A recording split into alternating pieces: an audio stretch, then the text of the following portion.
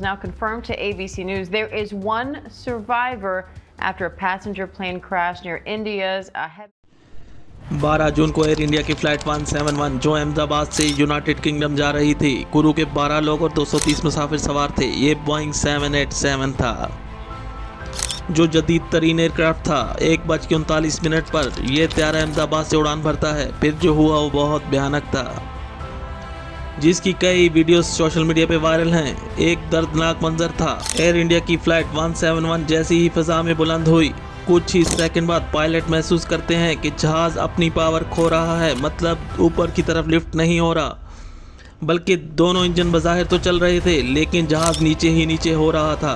Pilots ने कुछ ही second में मेडे मेडे की कॉल दे दी थी। पायलट इंजन को फुल थ्रस्ट दे रहे थे, लेकिन जहाज़ 600 फीट से नीचे आ रहा था। जहाज़ का कंट्रोल ख़त्म हो चुका था और एयरपोर्ट के करीब रहायशी बिल्डिंग से टकरा के तबाह हो गया। कुल 242 मुसाफिर और क्रू के लोग इस हादसे में मारे गए। ये इतना जल्दी हुआ कि पायलट्स को कुछ समझ नहीं आई, कि ना ही वो कुछ कंट्रोल टावर को बता सका। इस हादसे में कई सवाल खड़े कर दिए हैं कि बोइंग 787 जो कि एक जदीद तरीन एयरक्राफ्ट है, आखिर ये कैसे गिर गया। इस हादसे ने कई सवाल खड़े कर दिए हैं कि बोइंग 787 जो जदीद तरीन एयरक्राफ्ट था, आखिर ये त्यारा कैसे गिर गया। बोइंग कंपनी के लिए यह हादसा भी धचका साबित हुआ। बोइंग के शेयर्स आलमी मार्केट में गिर चुके हैं। इस हादसे की वीडियोस में देखा जा सकता है कि त्यारा ऊपर नहीं उठ रहा था, बल्कि ऐसा लग रहा था जहाज लैंड हो रहा है। मतलब जहाज अपना मुकम्मल कंट्रोल खो चुका था। जहाज के अंदर 242 लोग हलाक हुए, साथ ही रिहायशी बिल्डिंग के अंदर मौजूद कई लोग भी मारे गए। लेकिन यहाँ हैरत अंगेज़ बात ये भी हुई कि एक पैसेंजर मौजूदाना तौर पर बच गया, जो नाकाबिल यकीन था। रिहायशी बिल्डिंग को बुरी तरह नुकसान हुआ और दर्जनों गाड़ियाँ जो बिल्डिंग के नीचे खड़ी हुई थी जलकर खाक हो गई। जहाज़ का एक हिस्सा बिल्डिंग के अंदर फंस गया। हर तरफ आग ही आग फैल गई। एयर इंडिया की फ़्लाइट 171 लॉन्ग डिस्टेंस फ़्लाइट थी। इसमें भारी मिकदार में फ्यूल था, जिससे तबाही बहुत ज़्यादा हुई और इर्द गिर्द के तमाम एरिया को नुकसान पहुंचा।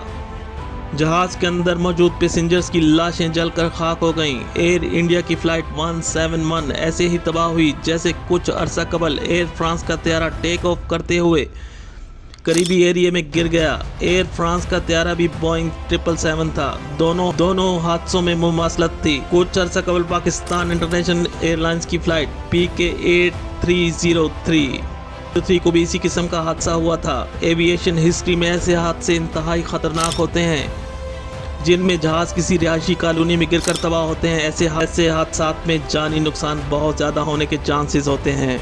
यही हुआ एयर इंडिया की फ़्लाइट 171 के साथ।